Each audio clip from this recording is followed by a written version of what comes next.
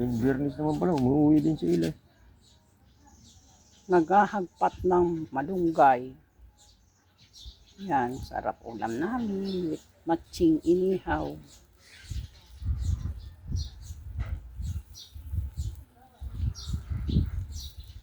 Inihaw na talong with dalawang tilapia. Mag-ayuno. Mag-ayuno. Mahal na araw eh. Today is Friday.